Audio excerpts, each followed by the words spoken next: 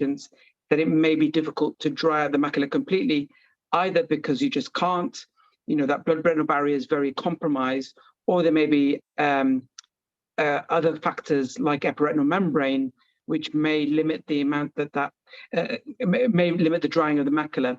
And it's just interesting, particularly with the recent data published by Roche with faricimab, where they had a personal treatment interval.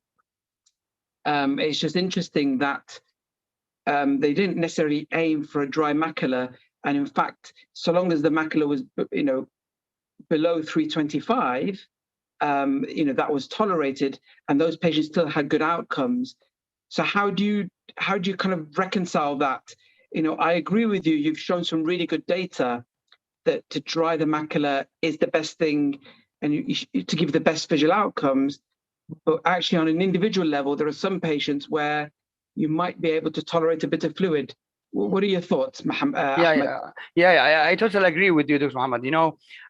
What I believe in is the exact pathogenesis of DME is not yet well understood. We're still missing some element there.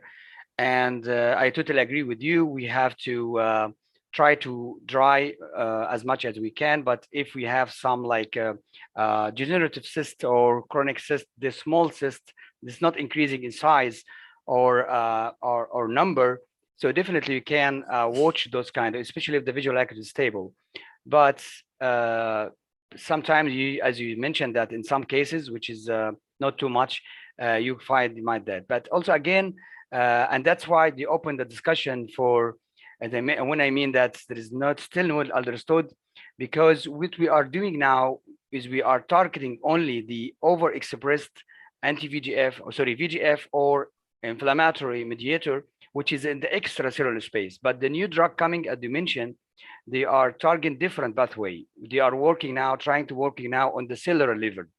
And I believe when we have more drug with more different mechanism of action and different level of action, and like, as I mentioned, on the cellular level, like anti-angiotensin-2, there are also a lot of drug in the pipeline target another pathway. So I believe at that time we can reach the dryness. But what we are in our hand, the message I want to deliver here, as you mentioned, and I totally agree with you, treat as much as you can. And if you find that a small cystic or it's still there, not visual acuity is affected or stable, but in the same time, you should put eye on those patients, closely follow up. If the increase in size of the cyst or the number, it means an early sign of activity. So I think it's a time to retreat again or initiate the treatment again. Thank you, Ahmed. Thank you. We can continue after we finish with Dr. Raif. Okay, Dr. Danish, I think we will have Dr. Raif, but all the day with us. We can have a lot of discussion at the end. Okay, can we have Dr. Raif if you are ready, please? Dr. Raif, you are mute, maybe. Dr. Raif is muted. Yes. Dr. Raif, yeah, please. Can you, yeah, okay. So to be honest, it's challenging to provide a challenging case of DME because DME is either responsive or unresponsive, and in between, which is the mediocre or suboptimal response. So this is a case of a challenging case of DME. I will try to share with you, and we will see together how to manage. So this is a female patient, 62-year-old. She's diabetic since 12 years, hypertensive since 7 years, suboptimal control of her diabetes, HbA1c 9.3, presented in 2019 in May, complaining of diminution of vision in both eyes, more in the right eye. So the right eye is phakic with normal eye pressure. Best corrected visual acuity was 0.3 with some hyperopic astigmatism. Fluorescein angiography showed some PDR with diffuse leakage maculopathy. So this is her OCT at presentation. You can see here there is significant intraretinal fluid collection on multiple layers of the retina with some hyperreflective spots. Disorganization of the inner retinal layers, as well as subretinal fluid collection. There is also, you can notice, some thickening in the LM at the surface of the macula. So to begin with, we started with systemic control of blood sugar and blood pressure. She received the PRP session. She started PRP session immediately and started immediately intravitreal injection of ranibizumab as well. So after 3 months, 3 months of injections of ranibizumab, her vision improved significantly to 0.3, and HbA1c was improved gradually. Of course, abrupt reduction of or tight control of blood sugar might lead to deterioration of diabetic macular edema. So it was gradually controlled to 7.3 along 3 months, 7.6. Then we continued intravitreal injection of ranibizumab, and in September 2019, vision was stable at 0.9, and then she missed one injection, and then she came back in October with a 0.4 and reaccumulation of intraretinal fluid collection, as you can see, and she started to complain again. That's what's made her come back. So we obviously resumed intravitreal injection of ranibizumab with visual regain into 0.5. Again, another injection was received. However, we can notice that there is reduction in vision despite some improvement in visual acuity. So you can see that the OCT is a little bit better. Still, there is some accumulation of macular edema, but it's improving. However, from the patient's side, from the patient's perspective, she was 0.3 and complaining of diminution of vision. So repeat injection resulted in further improvement in the OCT in mismatch with the reduction of visual acuity, and it persisted to be 0.3. So what's next? We started to give another weapon in our hands, which is intravitreal steroids. She received the intravitreal Ozurdex injection in January 2020, but then she turned out to be a steroid responder with the IOP raising above 35. However, we can see that there was much improvement in the diabetic macular edema, the almost subtotal resolution of the intraretinal fluid collections and subretinal fluid collection. Still, there is some hyperreflective spots. However, patient was happy. Her vision improved to 0.5, up from 0.3. Continued improvement, and she was 0.5 again after 2 months of injection. However, along came Corona. So we had to, she came back like 6 months after the injection of Ozurdex with a significant decrease in vision, despite the fact that the macular edema did not much improve, did not much deteriorate. You can see here, there's not much of a significant thickening and accumulation of intraretinal fluid as compared to the initial presentation. However, visual acuity significantly decreased to 0.2. So we resumed again ranibizumab injection, and she received 3 injections with remarkable improvement to 0.5. Okay, that's everybody's happy, but what's next? Obviously, we had to continue injection. However, despite continuous injection of ranibizumab, the fluids started to accumulate and become resistant, despite the perseverance in receiving the injection.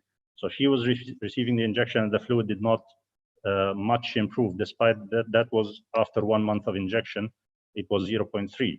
And you can see the cystoid fluid and subretinal fluid collection. So what's next?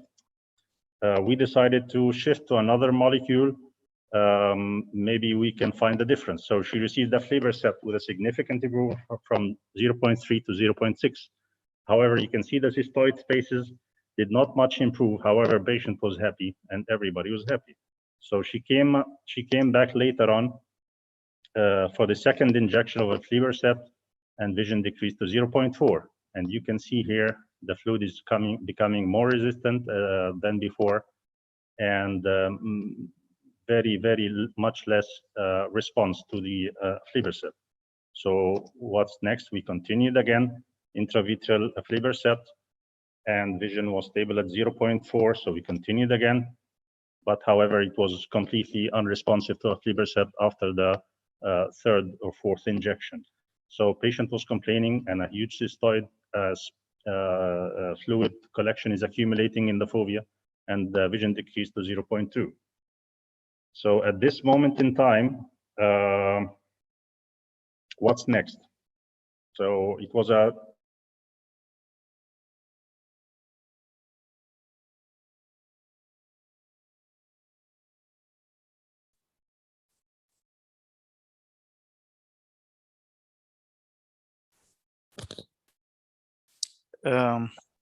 hello? Yeah, Dr. Raif, can you hear us? Yes, I can hear you. Okay, you finish? Okay, can continue again? No, share my presentation?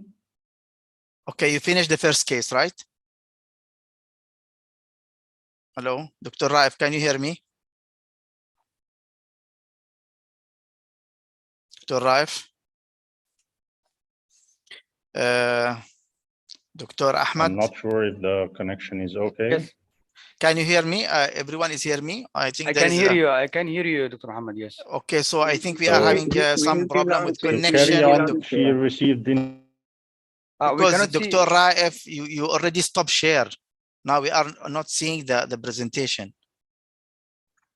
Okay, now it's stable, the connection?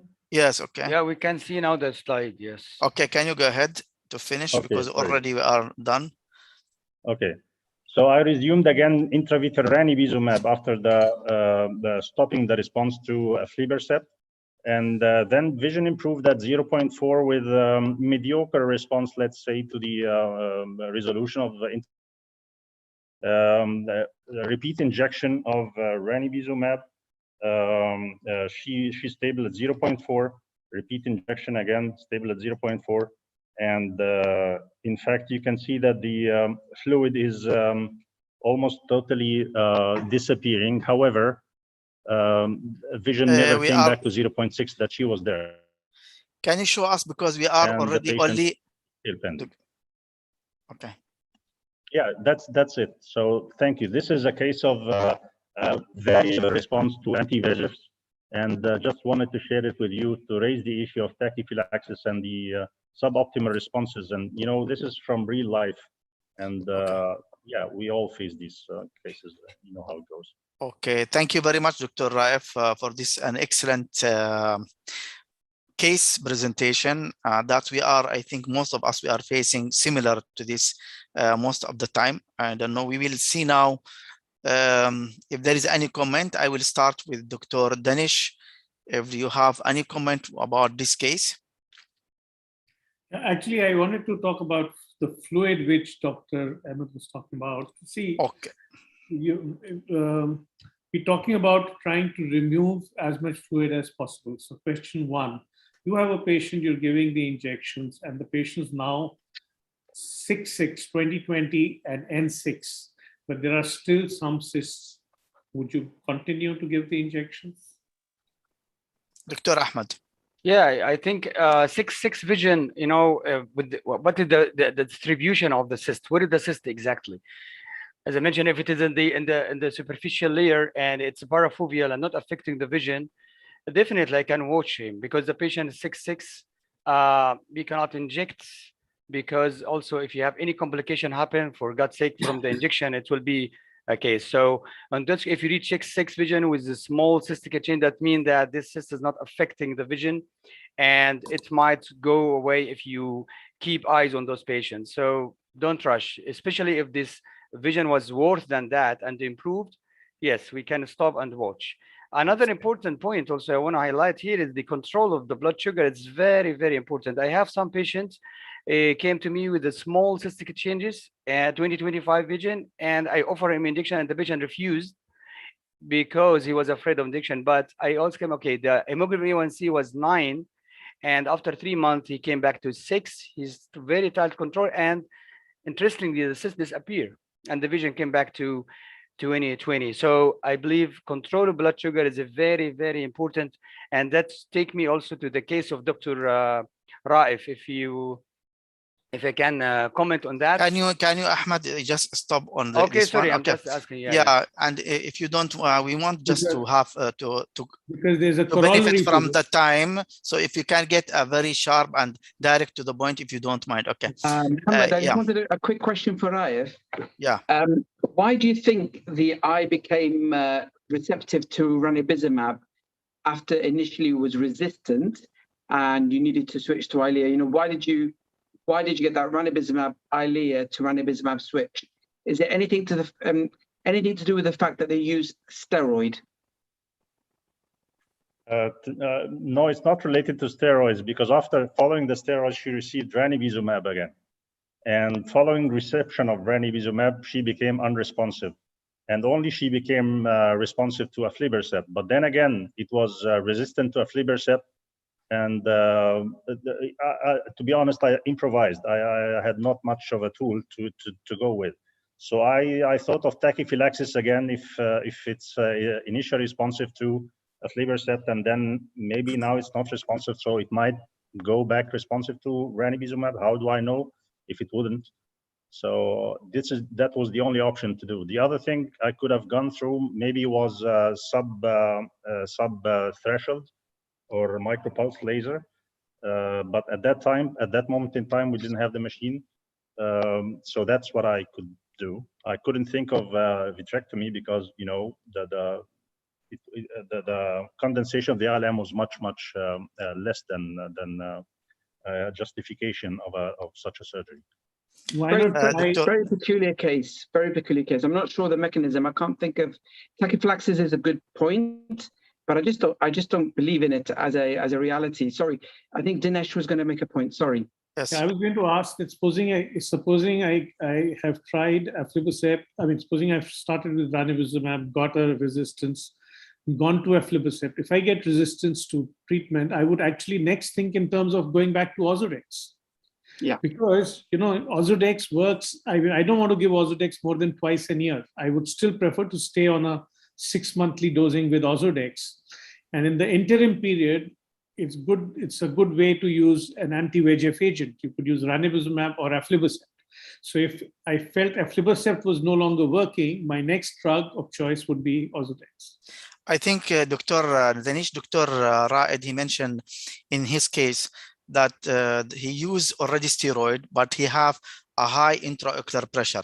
Maybe can you tell us, maybe this is the reason? Yeah, it was 35. He was getting a high intraocular, but I think this is why I didn't ask him why didn't go to the steroid. But maybe Dr. Raed, if you can just clarify this point.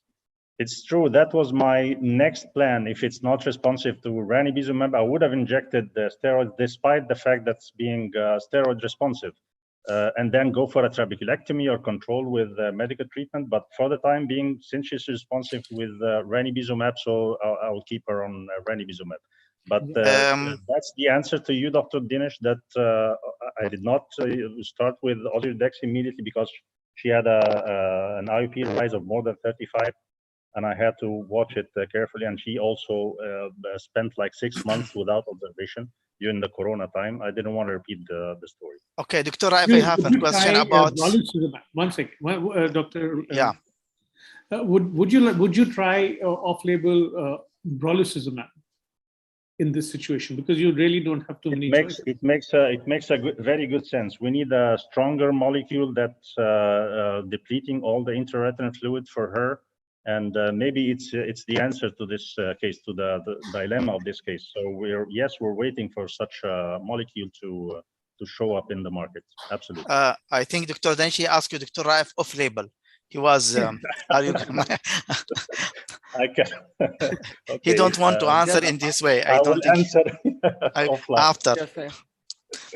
Offline, off life. Okay, Dr.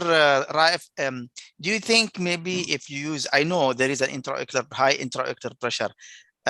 Did you control this with one molecule, anti-glaucoma, or 2 or 3? How do you control it? I gave her initially Ganfort, which is a double molecule, but then it remained 23, 24, so I added Simbrenza. So I jumped from 2 to 4, and it was brought down under control. I was satisfied after the second month, but then she disappeared. I don't know how she was controlled. No, but Dr. Raif, this is, you know, a temporary raise because of, I mean, to steroid. If it is temporary, I mean, only, and you can't control with one, I mean, anti-glaucoma, 2 drugs, or even 3, then why you didn't go even for, I don't know, I'm just asking. Did you think of, for example, not only Ozurdex, to go for Iluvien?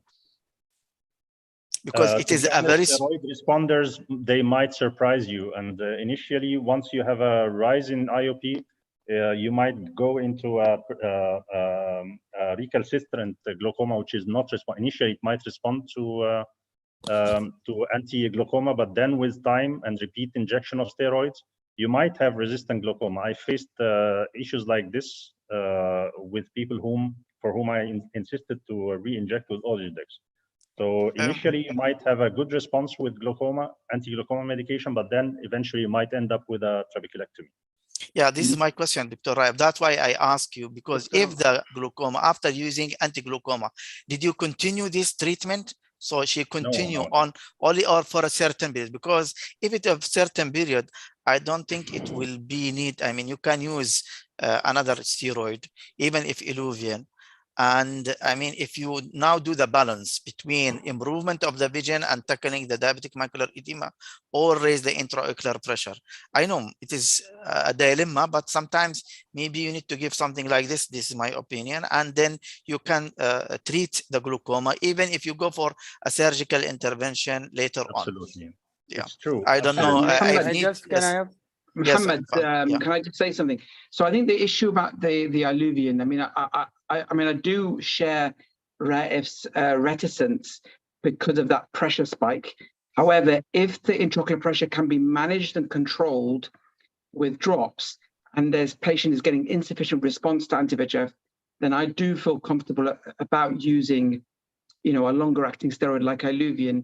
And then I would just warn the patient that there may be a risk that you might need glaucoma surgery. But at the end of the day, you know, there's no point trying to avoid there's no point trying to avoid glaucoma surgery if then the vision is lost because we've not had good control of the diabetic maculopathy. But when you have that pressure spike, I think you've just got to be cautious and consent the patient carefully and make sure that that raised intraocular pressure is manageable. And if it is, then I think Iluvien is an appropriate course of action until we have another molecule that's more powerfully drying.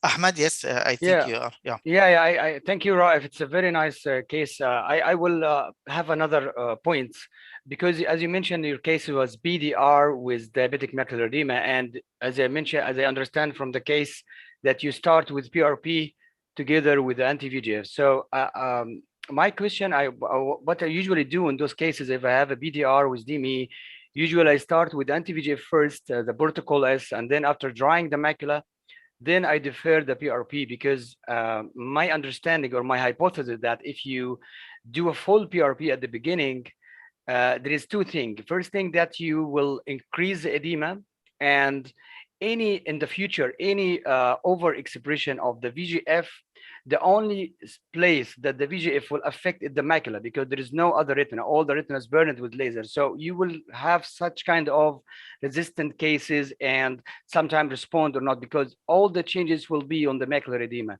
So do you think that doing PRP as a deferred and starting with protocol S or anti-VEGF first until you dry the macula, and then you do the deferred later, rather than starting with the PRP together with the anti-VEGF? So what do you think about that? The idea, yes, is valid to prevent progression of DME with the edema coming from the inflammatory response to the PRP. However, when you start the PRP, you don't do the full PRP in one session. You just start the initial session with the inferior third, let's say, or inferior quarter of the retina, and at the same time you start injecting, so that you can hit two birds in one stone. You don't defer the laser because it starts after a while to prevent vitreous hemorrhage. At the same time, you do the injection meanwhile.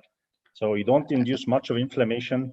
So you don't have to defer like your idea is to defer for 6 months, right? Or yes, sometimes Yes. for I mean to start with the anti-VEGF another, because the anti-VEGF the mechanism, I mean the action or the effect of anti-VEGF is much more faster than the laser, because you know we injected the anti-VEGF 3 days before the surgery to decrease the vascular elements. So I think you will be away or be safe in terms of vitreous hemorrhage, because the anti-VEGF will definitely not only treating the DME, but it will also regress or decrease the severity scale in terms of regression of the new vessels at the beginning. And then you will try, because we know one of the side effects of PRP is inducing macular edema, and this patient already has macular edema. So another point, because sometimes also we see that, not related to your case, in some cases, because we forgot a little about fluorescein angiography, sometimes we have a dry macula and everything looks fine, but the vision is not improving. So I think on those patients, it's better to do a FFA to look for macular ischemia, because sometimes if the macular ischemia there, so there is no valid point to treating this patient, because the visual acuity improve and you have dry macula. And it was in your patient sometime at certain stage, the vision does not improve a lot despite the improvement of the macular edema. So I think this is just a message for all of us, that to put our mind to look for macular ischemia if the vision does not improve, despite the fact the improvement of the macular edema. But anyway, thank you. It was a nice case. Ahmed, sorry to disagree with you slightly. No, it's okay. No, So, go ahead, boss. For me, you know, when you have which point disagree, the ischemia or the PRP? I know the no, he will tell you. The timing of the PRP. Oh yeah, okay, yes, sure. For me, the issue I have is if you have a reliable patient who understands, then it's okay. Then, you know, start off with the anti-VEGF. However, I never know whether I might lose that patient, and so therefore for me, although I want to combine, if I have a patient with PDR and DME, I definitely want to do a combined approach to get the best visual outcome. But I tend to give the laser first, inject them a couple of hours later, continue to inject them, and then supplement the PRP. But if that patient were to default from my clinic, then although they will come to some harm, it will be some recurrence of macular edema, but hopefully the laser will protect them from some of the significant sight-threatening complications. My worry is if their proliferative disease is just managed with anti-VEGF, that there is a risk that if they default from clinic, that they can develop traction rail detachment or other complications that can lead to significant loss of vision. And because you haven't seen them in a timely way, or the patient represents in a delayed fashion, that even with your best will in the world to rescue the vision, the patient is damaged. Yeah, and it's just. I totally agree with you. I like to get a PRP early. So that's we have I think Dr. I have Danish, to, please? I want to have a comment, Dr. Muhammad. Sorry for Dr. Very fast. Okay. Sorry, very fast. First of all, you have 2 points. It's very important. You mentioned if you really start to do anti-VEGF, you have to really educate your patient about this, that the value or the importance of attending the clinic. And also another very important point you mentioned about the tractional detachment. Definitely, I will never give anti-VEGF if there is a fibrovascular membrane at any stage.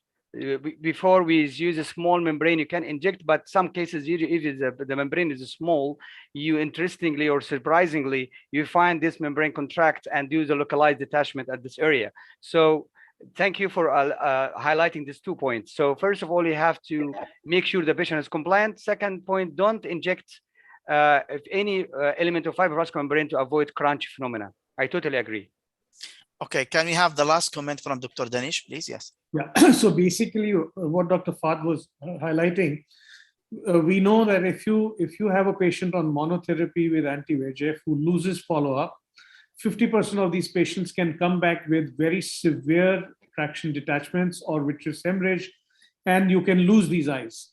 The important thing is that when you start, you're not giving an anti-VEGF again and again. If you give an anti-VEGF and follow it up the way I would do, 2 weeks later, between 10 to 14 days later, I start the PRP after giving the anti-VEGF.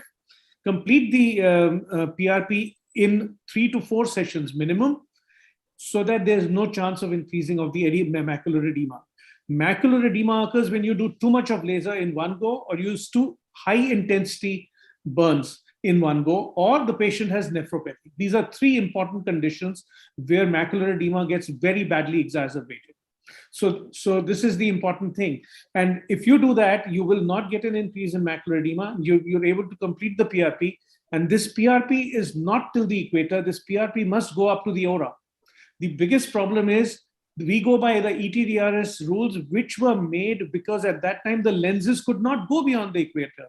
Now our lenses can go all the way to the aura, and most of the ischemia is nearer to the aura. So this is the area that must be covered by the laser.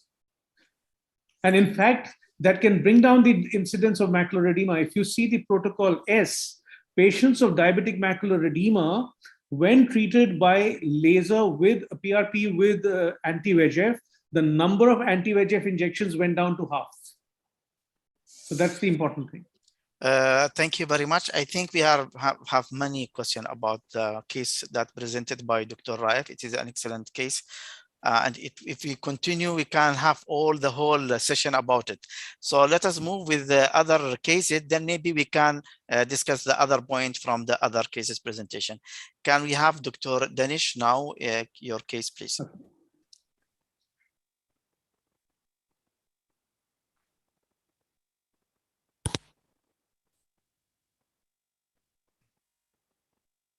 Can you see the presentation?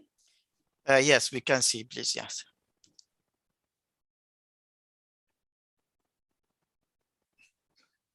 Thank you, Dr. Amri, for inviting me for this case. Last time I wasn't ready. This time I thought, let me have one case to present in the meeting.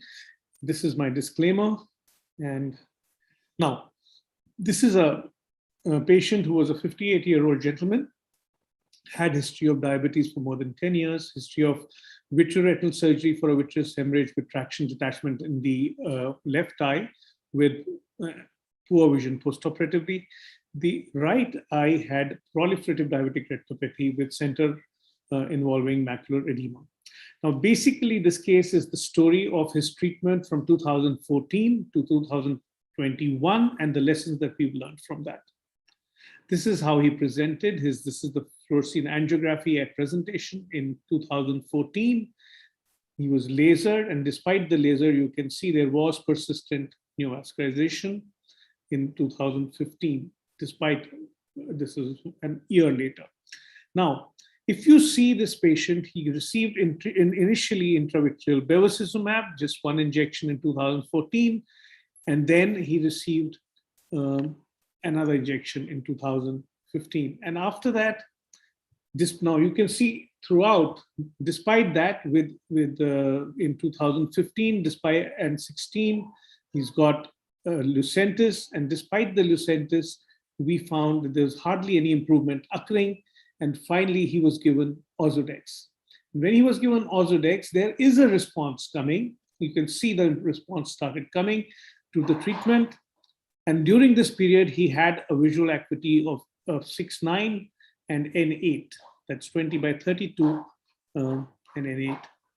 Now, subsequently, what we got is a post-Ozurdex rebound.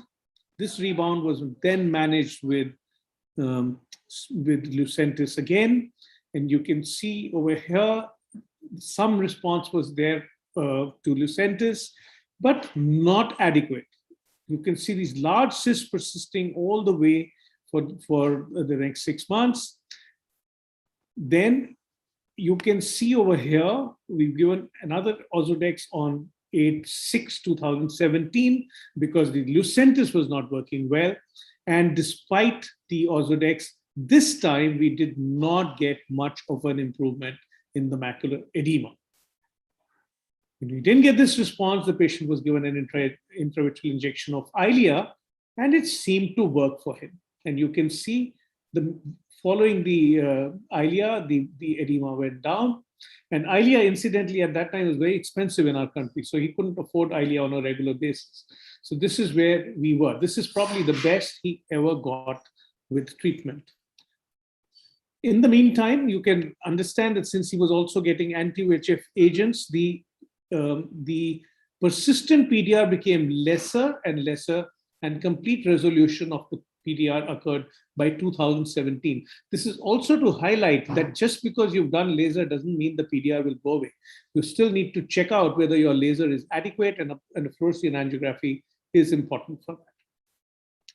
Now, in the meantime, the macular edema, you can see, comes back. He's on eccentrics, still not responding. And now we've given him a third Ozurdex. This time he responds a little better. You can see in the next 2 months, the edema again came down, but the same problem. He gets a rebound after Ozurdex. And how do we manage the Ozurdex rebound? We again shift him back to eccentrics to tackle this, but this time this intravitreal Lucentis, incidentally, Lucentis in our country is called eccentrics. So that is ineffective. You can see over here, this is to show there was some response initially, and then this response, while the eccentrics is being given, the patient starts deteriorating.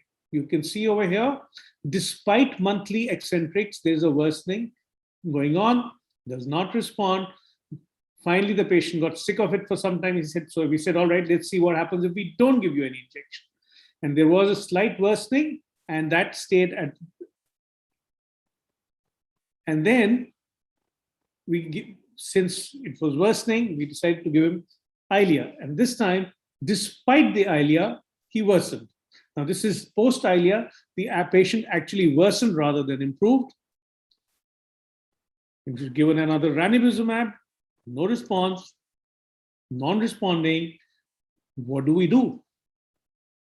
The question here, I have a patient not responding well to Ozurdex, not responding well to, can't afford at that particular time Eylea.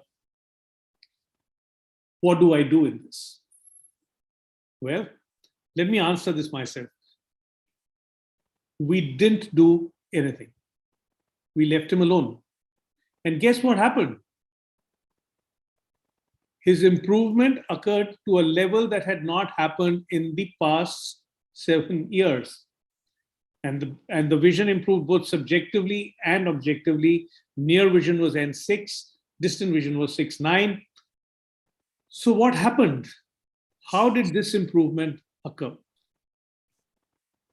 This improvement occurred because he controlled his blood sugar. Amazingly, during this was the COVID phase. If you look at this period, this was the COVID phase, the peak. He was not able to go out. He controlled his blood sugar, that he used to send me WhatsApp messages. Blood sugar fasting is now 80, 85, like that. And that with that level of blood sugar, this is what he did to his eye. And this is a one-eyed patient. A little bit of increase occurred in the cyst in 2021, and we gave him one injection. There was a little improvement in the cyst.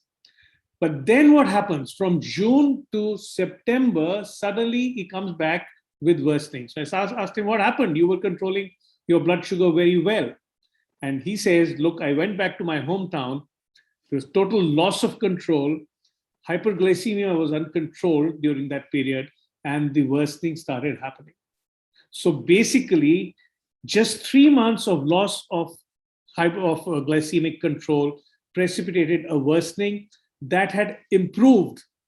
You know, what the level we got from control of hyperglycemia, we had not got through repeated injections of anti-VEGFs. And I think this was mentioned in one of the previous talks.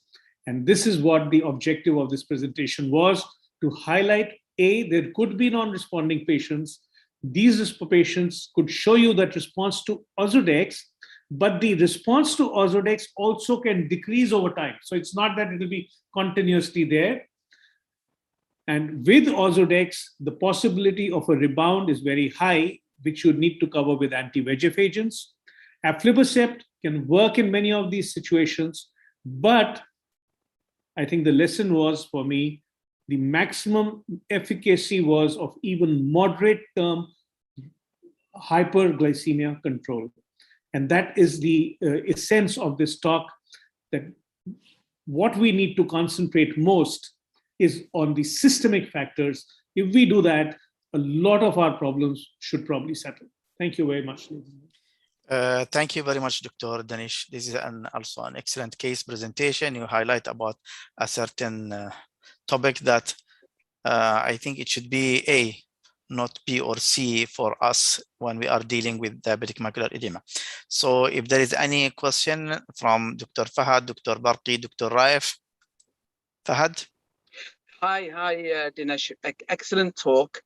I've definitely seen those kind of cases where you've improved their glycemic control and there's complete resolution or very impressive resolution of their macular edema and retinopathy. However, I'm never brave enough so although I insist and refer the patient for that improvement systemic control, I still think there's a proportion of patients where that won't be enough and their disease is significant enough that I would want to introduce laser, introduce anti-VEGF. But I agree that, again, that it's not just dealing with the ocular factors, dealing with systemic factors, because what we forget is when they improve their sugar control, that's the most powerful thing that they can do to limit the progression of their retinopathy and reduce their risk of sight loss in the long term. And the thing that I'm always worried about is diabetic macular ischemia, because at the moment we have great treatments for proliferation, we have great treatments for retinal exudation, we do not have good treatments for macular ischemia. And if patients do not address their systemic control, they are still at high risk of sight loss due to that complication. The patient this patient didn't reflect my bravery. He actually reflected the effect of COVID. Right. Dr. Barqi? Yeah. Thank you, Dr. Danish. It's a very nice case, and also highlight the same scenario that Dr. Raif was mentioning about the BDR. And as you mentioned, we've seen in your case, despite the PRP was full, still there is an NVEs there, because personally, I don't believe there is something called complete PRP, as I believe also there is nothing called complete vitrectomy. Because the only way to do a complete PRP is you have to do endolaser with indentation to make all the retina. So despite the fact what we've seen, that telling ourselves it's a complete PRP, it's not complete yet, and that's why we still see new vessels leaking despite all between the scars. So you ask yourself, from where this coming? Another point is the concentration of VEGF. If we have VEGF normal in our eyes, we all know that. So the problem came from overexpression of this VEGF. So you can imagine if you have overexpression, double or triple, it causes macular edema. So to reach the stage that causes BDR, we should expect a huge concentration of VEGF. And this give us idea about this might need more treatments, more injection. Don't give up early. After 5 or 6 injection, if the edema is not increasing, you're still on the right track, because you just need more time to block the overexpressed. Adding on top of this, the uncontrolled hyperglycemic control, it gives us more. So you block some VEGF and second day another VEGF coming. So it's like a vicious cycle. So we need to be patient. We need to do, as you mentioned, PRP as much as we can, keep injecting, switching as you do. And all of this because of the higher concentration of VEGF together with the uncontrolled glycemic state. So thank you for highlighting this. Yeah. Thank you, Ahmed. Dr. Raif, if you have any different comment or any questions. Thank you very much, Dr. Dinesh, for this very nice presentation and the very important message that you reiterated for the glycemic control. I do have 1 or 2 suggestions or question. Why don't we treat the rebound of Ozurdex with another Ozurdex injection, or better to give a long-acting Iluvien injection, since it's not a steroid responder and there's no contraindication for re-injecting steroids? Yeah, I think your own case is an example for that. See, if you give Ozurdex with no break in the middle, the chance of increasing the intraocular pressure will go up. Actually, if you look at the studies on Ozurdex, all of them will show you peak of the pressure coming at around 2 months. Yeah. It starts going down after that. By 4 months, it's back to the baseline. And then the next injection was given at 6 months. Again, 2 months later, the pressure was high. So if you give the next injection at month 3, you're not going to be able to let the pressure go back to the baseline. And actually, I would be against giving long-acting steroids for the same reason, because you don't give a period of washout. That is why in the FAME study, the incidence of glaucoma is much, much higher than with Ozurdex, what you see with Ozurdex. So I would rather... That only applies to the steroid responders. True, but if he's not a steroid responder, then there's no point of, be extra cautious. Yeah, you see, the problem is, if you look at it, with Ozurdex, the steroid response occurs in 15% of patients. But with triamcinolone, it can go up to 30%. Why? 30. It's also dose dependent and also duration dependent. If you give too much steroid for too long, the number of patients who will become steroid responders or who will sort of respond in a positive way to the steroids will be more. So I want to keep steroid as my second line drug, not as my first line drug. I use it to break through the defenses of the eye, of the disease process. If I'm not getting a response to anti-VEGF, I give a steroid, use Ozurdex. For 3 months, I have good control. Then shift back to a more powerful anti-VEGF like aflibercept and keep the person under control. That way, and then if I have to give another steroid, I give it after another 3 months. So at every 6 months, I will give a steroid, and the rest of the period I will cover with anti-VEGF. It ensures the pressure will never go up, in virtually any patient. Dr. Fahad, if you have comment about that, because I know you are having a different opinion. Okay. Yeah, so Dinesh, I definitely share your thought that steroids is second line. Certainly, it's in my care. But if I have a patient with an insufficient response to anti-VEGF, then I often give the Ozurdex. Make sure there's a good anatomical response. Make sure there's no significant IOP response. And if there isn't a significant IOP response, then at about 3 to 4 months, I might then give it a longer-acting Iluvien to try and maintain resolution and reduce that patient's treatment burden. Yes, there are side effects with steroid, and I agree with you. However, in the real world, I find that the prevalence of glaucoma procedures is maybe 2 to 3%, not the 5 or 6% as mentioned in the studies.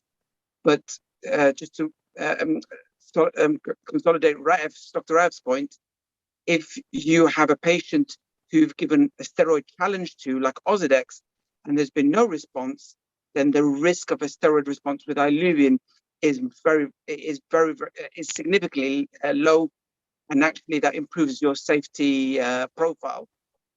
If I had a patient where the vision was not improving on anti-VEGF, but improved with Ozurdex with a pressure response, I would still consider an Iluvien to improve that patient's vision, but would have that honest discussion about the patient. Look, if we can't control your pressure, are you prepared to have surgery? And you often find most patients would rather have a longer acting drug with the freedom of injections, and they will accept the risk, even if it's 1 in 20, 1 in 30 of a glaucoma procedure. And if you ask our glaucoma colleagues, they aren't afraid, they're not afraid. They're not averse to us doing this to patients. They're happy to rescue us. And often you find those trabeculectomies will often be more successful because there's steroid on board. So it has an anti-fibrotic effect and improves the filtering ability of that bleb. I'm not saying that we should be using steroid willy-nilly. It is, in my practice, is second line, but in the right patient, it has really made a big difference to their vision, but also to their treatment burden. Thank you very much, Fahad. I think that's worth considering. This patient, incidentally, was one-eyed. So I agree. We are talking about in general. Okay. I'm talking about in general. That's a good point, Dinesh. Yeah. I have small comment about the using or the management in case, for example, steroid, especially Ozurdex. In Ozurdex, I mean, the effect is not going up to 6 months now. What we are feeling, they are finished within 4 months. This is very important. So I think if we are thinking in the way of Dr. Danish thinking, so we have to repeat the Ozurdex 3 times per year if the patient needed. But sometimes, I mean, if there is an increase of intraocular pressure and you can't control, then you can even repeat after even the 4 month is finished, then you can give another steroid, which is Ozurdex, or as Dr. Fahad mentioned, we can go for the Iluvien. And also I want to mention that there is the percentage of having a surgical intervention after I'm saying about Iluvien, especially in real life, it's completely different than what it was in the film. It is less, even not 2 or 3 as mentioned Fahad, even less than that. It is 1% in the real life now. We didn't find, we are having so many cases and we didn't find even sometimes even we are controlling the intraocular pressure with 1 drugs, if there is. There is something also to add. We are having increase in intraocular pressure with Ozurdex, but when you are using Iluvien, you are not finding, I have some patients like this. So this is just to have, diabetic macular edema is really sometimes frustrating, like what you are mentioning. And there is one point I want to comment. There is a difference between the central, thickness, and you cannot match it with the improvement in the visual acuity. Even in the case of Dr. Raif, you can see there is an increase in the fluid, but the vision, it's improving, I don't know. This one, it's happened several times with us. And sometimes you are having one cyst, it's a parafoveal, and you cannot do anything, but the vision is there and you cannot do anything. So you can sometimes watch, I don't know, but we are thinking sometimes of ischemic changes. So as Ahmed Al-Barqi mentioned, we are still, we need something that's maybe better to understand about the difference in dealing with diabetic macular edema. And the last point, which Dr. Danish mentioned, or the message that Dr. Danish tell us about the controlling of systemic causes, especially the blood sugar. I don't know if it is any from the start, if we have certain patient with central involvement with a good visual acuity, there is so many patients I have seen and we didn't do anything, we just asked and they are improving. But after starting with, the patient you control and there is no improvement, you already start. I don't know if there is a validity to stop and then you can say it is going to be controlled by controlling the blood sugar. This is, I don't know, we need to figure out. I want to hear, yes, Dr. I don't think we would do that. I don't think we would say that we will stop the drugs, the intravitreal treatment and use only hyperglycemia control. That would not be the way to go. But I believe that in many of these studies, what you get at 3 years is partly a result of the patient becoming more aware in controlling his blood sugar. While we claim the effect is coming from anti-VEGF, part of that effect is coming from the fact that any patient who's getting 8 injections in a year is going to be very careful about his blood sugar. I think we can go now to Dr. Fahad, his case, then we can continue. You have Dr. Fahad. Muhammad, سامحنا والله, I don't have a case. Okay, so we can continue discussing. Okay. So if we want to get now like a certain point to highlight it about our way of management of dealing with diabetic macular edema. Sometimes you feel there is a central involvement and you are injecting and the patient, the fluid increase as you see in the OCT, but the visual acuity improvement. What to do? To continue injecting or just to follow, to use treat and extend, or you do BRN? So I need if the vision is not 6, if the vision is not 6/6, you can still inject. But if there is no improvement, even if there's no improvement, but you got no improvement in OCT, but you got an improvement in vision. But already stop. I mean, sometimes you reach, for example, the patient reached 0.6, 0.7. It is not 6.6, and there is no decrease. The cyst is there. Whatever you are doing, you are giving, and there is no improvement. I think then you stop. If I have after 2 injections and 3 consecutive OCTs, I have an identical picture on my OCT and have no change in vision, I will not treat anymore. I will, but I will follow up every 4 weeks. And if there is a deterioration, I will consider treatment. Otherwise, I will just follow him up. What type? Let me ask Dr. Ahmed Al-Baqi, the same case or same scenario as Dr. Danish mentioned, how you will treat with this patient? You will do PRN or you will start again 3-loading dose? Or okay, usually as we agreed that we should treat as much as we can, and if we reach a stage that there is some small cyst there and here and it's not clear or drying up, you can stop at that point. So, but if you have a naive patient that you are giving it anti-VEGF and it's not improving, personally what I'm doing, I switch directly to steroid. I don't believe in switching among anti-VEGF and DME for 2 reasons. The first reason, I personally tried that, I didn't find the result, and also there is no evidence based for that. So I usually switch, and I switch early, honestly. I mean early if after 3 monthly injection, I didn't find a proper response. When I mean proper response, I mean at least 20% improvement in the thickness and the macular thickness, or more than 10 liters improving. So if there is no improvement on that, I switch early to steroid. And there is a publication about that, to switch or to continue, and they found that if you only switch after 3 months in addition to Ozurdex or steroid, the results are there much more important. But coming back to your question, if I do all these tools and the blood sugar is controlled, so what to do else? So you have to watch and see. But if you start to stop again, you have to watch this patient very closely, because the process is going there, and this small cyst at any time, it might increase. So you should keep an eye on those patients. But fortunately, actually, the percentage of those patients actually in our clinic is not high, to be honest. Most of the patients, especially if they came early, they respond well. Those patients are not too much seeing our clinic. But we are still facing this. Yeah, Ahmed. yeah, Okay. sure. Okay, Yeah, yes, Fahad, yes. Mohammed, no, I want to support Ahmed's approach. So I think if you've given 3 to 4 monthly injections and there's less than a 20% reduction, and I like what he said, at least a 10-letter gain.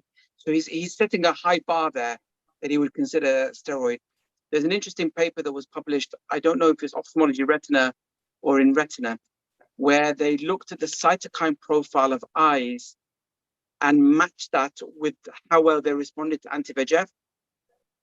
And what you found is eyes with the super responders to anti-VEGF had a very had a lot of VEGF in their cytokine profile. Those patients who didn't respond as well, yes, had VEGF, but there was an increase in the expression of inflammatory mediators within the cytokine profile. And this is, we always knew that, and we inferred that from the data. But this is one of the better basic science proofs that an eye that doesn't respond very well to anti-VEGF is because it's an inflammatory diabetic macular edema, and therefore you need to treat that inflammation. And at the moment, steroid is our best weapon for that. Yes, there are issues that you need to manage with steroids, but I think it's the thing that matters most to the patient is the gain in vision. And I've never seen a patient worry about taking a drop when their vision is improving. So I wasn't hesitate about switching to steroid in that group of patients. Okay, Dr. Danish or Raif? No, I agree. Actually, that point I should have completed. If the end point for saying no more treatment or no more intensification is steroid. If I have after given steroid, the anti-VEGF, and got no response to these three OCTs, the next thing is one dose of Ozurdex. Then what I get through Ozurdex, I consider as is the level 2. It doesn't improve beyond that. It's not that after Ozurdex, 3 months later, you give another anti-VEGF, it'll improve. Or even 1 month later, you give another anti-VEGF, it'll improve. That is more or less the maximum improvement you're going to get. And that I accept as my baseline, that this is what I will get. Dr. Raif? I will assume that the question about your case is that it received steroid and it was not responsive with regards to the macular edema, and then again it received anti-VEGF and it stayed the same without the reduction in the central subfield thickness or intraretinal fluid collection, and the same visual acuity. So in that case, I would suggest to go for a sub-threshold or micropulse laser. There's a growing trend and there's a growing interest in the effect of micropulse laser in reducing the treatment burden of anti-VEGF injections in diabetic macular edemas, and as well as to reduce the resistance to anti-VEGF or suboptimal response. So maybe that's an answer to your question for this patient.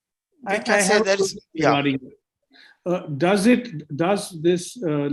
that micropulse laser cause an improvement in macular edema without an improvement of vision, or does it actually cause an improvement in vision?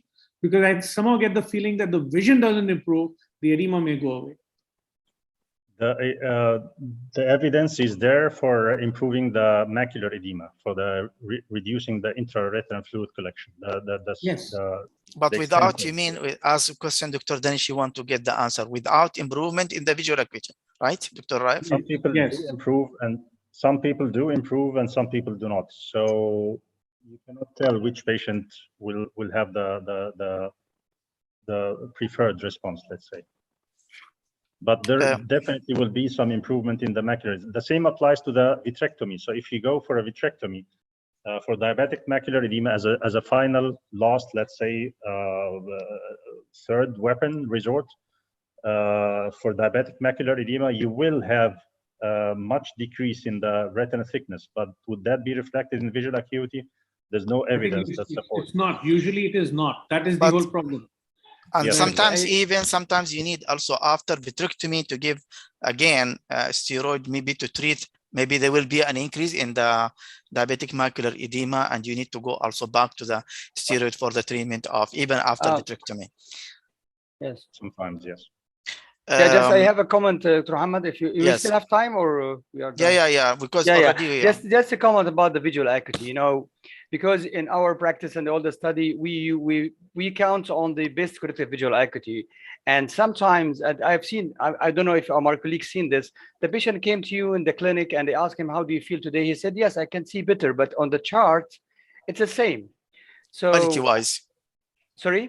Quality, because sometimes so we are the quality of the visual acuity. If you do for those patients any macular function test like macroperimetry before and after, you will surprisingly find the function improve, but on the chart it's still the same, but the quality of the vision improves. So we shouldn't ignore that, because at the end of the day, all our job is to give a better vision, either in quality or quantity. So in most of the study and most of our life, because we don't have time to do macular function for every patient, for sure it's not practical.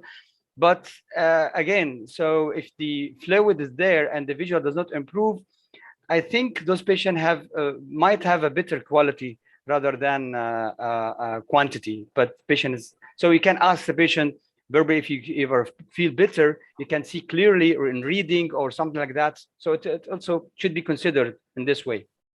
Okay, Ahmed, I think you raise a very important point. We are having so many patients about the quality of the vision. Sometimes, but this one, I can say we found it mainly in AMD more than in diabetic macular edema. Sure. Yes. But still we can face. I have one who is having 0.9. He can see visual, in the chart 0.9, but he is not happy. He is not happy. He can say he's making a drawing and something like that, painting, and I feel the things is tilted. I cannot see properly, wavy. So what I can, sometimes it's very important also is and in the other hand, he is seeing in the other eye less, which is 0.7, but he is very happy more than 0.9, because the type or the clarity of the visual acuity or the quality is more important. He can see in the quality rather than quantity. This is also another problem we are seeing with the patient.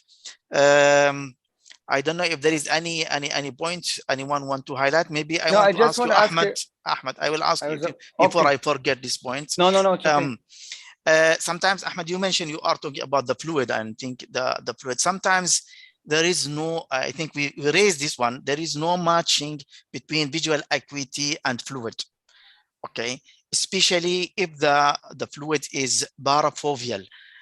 I want to know, I mean you to highlight the central. What do you mean by the central involvement? You are talking about fovea or the macula itself or around? Because I think Dr. Raif, when he gave his example, the effect was parafoveal. I mean, the central was okay. So the improvement of the vision, where it come, while the vision in the center is not involved. Yeah. I mean, yes, the mean, when you say central, this means central subfoveal fluid. This is the most important one. So this is the most affecting the vision. If it is parafoveal, definitely the vision will not drop compared to the subfoveal. And but it's still the same. If it is parafoveal, you still to treat it because it's now parafoveal. But if you don't treat, this fluid might migrate and increasing in the size and the cyst or the number. Before migrate, Ahmed, before migrate, it will going to affect vision or not? It will affect the vision, definitely. Okay. Yes, it will affect the vision. But how, why it's, I mean, when we are having, but I want to highlight certain point for our colleagues that are listening to us. The central, the effect, it is more than if you are having a parafoveal, right? Sure, yes. Okay. If you are having a diffuse macular edema, then you are, is there any chance to start, I mean, with steroid as a first line of treatment? This is a question for everyone. I mean, we want to highlight a point about when to use the steroid as a first line. First line, yes. Okay. First of all, the first line. I need Ahmed a very sharp point so we can go to the other colleagues. Very recent history of stroke or any event, cerebrovascular event. Second thing is pregnant. I don't use anti-VEGF. Third one, victimatized eye. I don't start with anti-VEGF. As a starter with the steroid. Pseudophakic with diffuse or a lot of hyperreflective dots, diffuse subretinal fluid. Pseudophakic, I might consider Ozurdex or steroid as a first line, but the first three is the top priority. Okay, Dr. Danish. Yeah, except for the systemic reasons, I will not use steroids first. I'll always give a chance of anti-VEGF.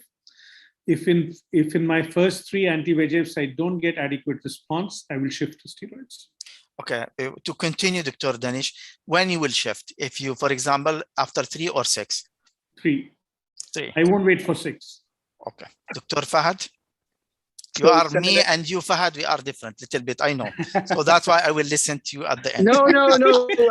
Actually, with regards to where I would use it first line. So in the UK, we can only really use steroid in a second line fashion, just because of the way our guidance and our funding is devised. But essentially, but like Ahmed has said, if I had a pregnant lady, I would make a request to the health authority to give her Ozurdex. If there are systemic reasons, then yeah, I would want to avoid anti-VEGF and give a steroid, and so that's where I would be first line. But then, like Dinesh, though, still anti-VEGF is my first line, except for those couple of exceptions. Okay, there is something, I mean, just if we can make the scenario like this. We know that the DME, let's assume, no, not with assume, we are knowing now the pathophysiology of DME not only, there is an inflammatory process, right? And so many times, yes, you get a response to anti-VEGF, but if you give a steroid, you will feel that you are, tackle the two things at the same time and you get the improvement. Why we need to wait? If the patient is pseudophakic and we can get the improvement and we are tackling the inflammatory and decrease the edema, and we can continue after that, with anti-VEGF or steroid again. more than a century ago, a medical philosopher said, do no harm. And that's basically the reason why I will start with the safest drug first, even if it is less effective. And, I mean, I got this thought when I once had to make a presentation on safety versus efficacy, safety and efficacy. So, and I was just thinking, what do I want more, safety or efficacy? And then I put myself a question. The most efficacious treatment for ARMD, even today, is subfoveal argon laser. Destroy the lesion completely, 100% success, no recurrence. Would you do it? No, because 100% loss of vision. So the basic thing is we are not looking for efficacy as the first line. We're looking for safety as the first line. And the efficacy comes next to that. So we have to draw that balance, and that balance comes with anti-VEGF as the first line. And when it doesn't work, shift to steroid. Fahad, last comment. No, so just like Dinesh said, I am somebody who uses steroid a lot. I'm a great believer in steroid, but there is unfortunately still a number needed to harm with steroid that isn't there with anti-VEGF. And that is why I will use anti-VEGF still as my first line, and I will use steroid as my second line for that insufficient response. And it's because there are some eyes that respond, even though there's an inflammatory pathway, that respond beautifully to anti-VEGF, and then you minimize that harm to the patient. And like with all medical decisions, it's a risk benefit. But I'm not so blinkered that I will not use a second class of drug. I will still consider the steroid, but still, at the end of the day, we do no harm, and there is a number needed to harm with steroid, even though it's safe and the risk is low.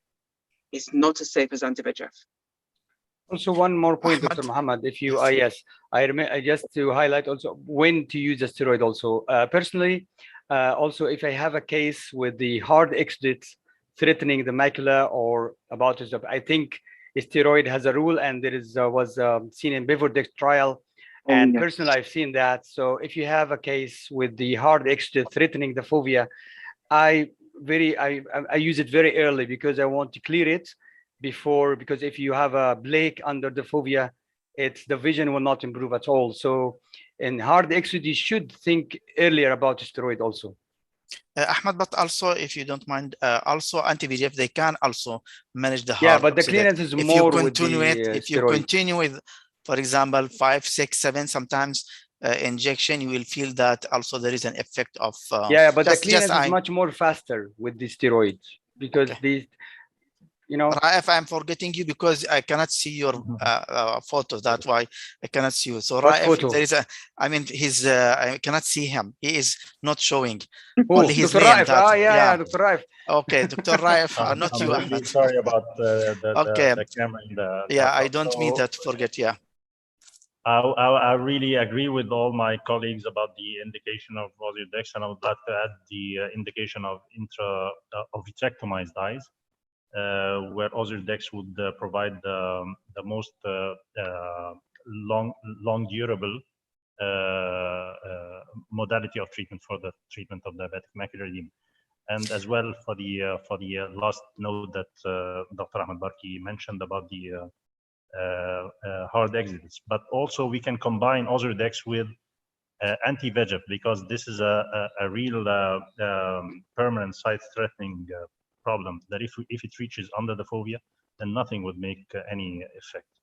What do you mean by what do you mean by, do you combine at the same time, or as at Dr. the same Danish? time while the Ozurdex is there, we can inject anti-VEGFs. When? If it's really so, let's say after 1 month. After you give the steroid, after 1 month. Okay.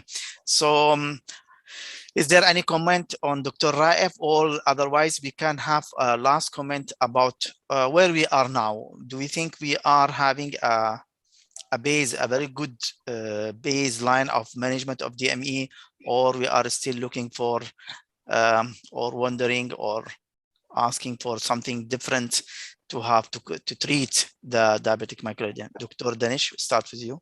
So you see, the pathogenesis starts with hyperglycemia. That's the first level to manage. The hyperglycemia goes through 4 different pathways, including the polyol pathway and the hexosamine pathway, the protein kinase, C kinase pathway. Now, these 4 independent pathways cause one action through the VEGF, but there are also other levels at which we can act.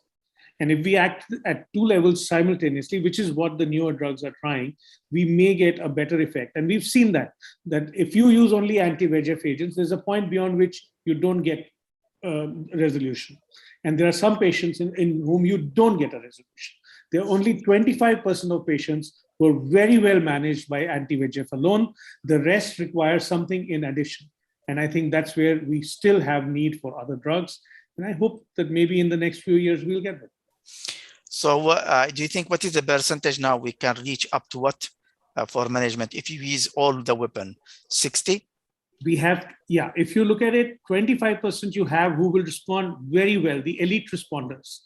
In another 25% to 30% are patients who will, in a slow fashion, respond over another 6 to 12 months of treatment. And then there are going to be 30% patients who actually don't respond. And those are the patients where we have no answers yet, and we are struggling. Okay, Fahad? I mean, for me, it's just an exciting time to be a retina specialist. I feel very lucky that I have these drugs available to me now.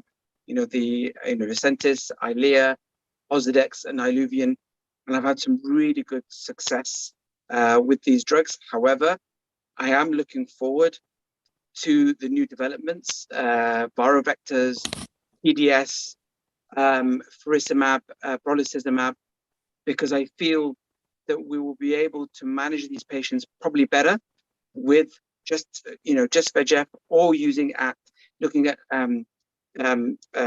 double antibodies, biallelic antibodies. And I do think, in the next 2 or 3 years, the role for steroid, I think, will be less because we'll be able to manage DMO better with these more powerful anti-VEGF drugs, or we'll be able to give more sustained delivery of anti-VEGF into eyes. So I think the durability treatment will be better. And so for me, I'm kind of very excited. I think it's promising, but I think the drugs we have now have been a game changer and have stopped many thousands of patients with diabetic eye disease going blind. So, if you said to me, I can't have any more drugs, this is all you have, I'll be very happy. I'm managing very well, thank you. Thank you, Fahad. Ahmed, if you have anything to add. Yeah, I agree with my colleagues that we're still missing something still in the pathogenesis, because as we mentioned, all the cases that presented tried all kind of treatment, laser, anti-VEGF, 2 type of anti-VEGF and steroid, and still the edema there. So that's highlight the point that we're still missing something. We need to tackle another pathway, not only the extracellular pathway. And as I mentioned in my presentation, there's ongoing drugs in the pipeline. Even we have oral, we have subcutaneous drug coming, we have extended release device coming, everything is there. So I think we need to use, when this kind of drugs, the new drugs introduced, I think to make our job easy to tackle all aspects of the anti-VEGF. And also, I want to highlight something else about we have in our clinic, as the cases we've seen different response pattern, because I think most of the cases, I'm not going to say all, it's not only VEGF only or inflammatory only, it's an overlap between many factors, including the systemic effects, not only diabetic, if the patient had nephropathy, if the patient cardiac issue, if have something like ischemic changes also there, if a mild ischemia. So in those cases, they have more than factors come together. It's not only purely VEGF. If it's purely VEGF, one injection will make it dry. So we should consider this while treating this patient. We should be patient and definitely control the systemic condition of the patient, not only diabetic, other diseases, and keep eye on this patient and treat early, switch early. And I hope this will help us at this stage, waiting for another drug to come in the market. Raif? So again, we're all waiting for the renovations in the pipeline from the major pharmaceutical companies. But I anticipate that in the near upcoming future, that there will be a bigger role for the micropulse laser. Now the ongoing studies I've been following, they're showing real interest in the micropulse laser, that it might at some point in time replace altogether the pharmaceutical treatment for the treatment of diabetic macular edema.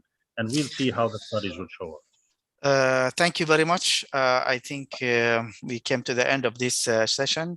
I think still DME is a challenge, and we are waiting for a way to treat.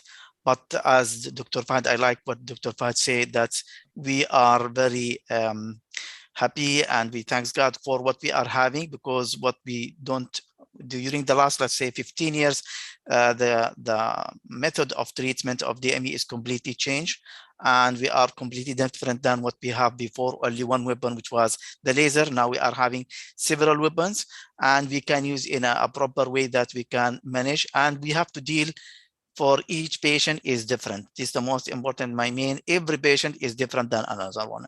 There is no one you can say is respond to this one, maybe the other one. Even sometimes you will find one eye respond in one way, the other one respond in another way. So I think we can depend on our experience and from our learning, and we hope that we can get something in the future, as all our colleagues mentioned, so we can accelerate and gain more of the vision, maybe long time of period of time we're having, or slow releasing for a long period of time, and another way of management of diabetic macular edema. I want just to mention that for our colleagues, if the management, even they can post the link for the certificate of attendance. At the end, I would like to thank all our colleagues. Thanks, Dr. Danish, for your time. Sorry to keep you till this time. I know it's too late in India, but we are happy that you are with us, and thanks for being with us. Dr. Ahmed Al-Barqi, thank you, my dear friend. Dr. Fahd and Dr. Raif. I would like to thank all the attendees and participants. They are with us. Thanks for the sponsoring Combari Novartis, and we hope to see you after a while, inshallah, maybe after 1 week or two in another sessions. Thank you.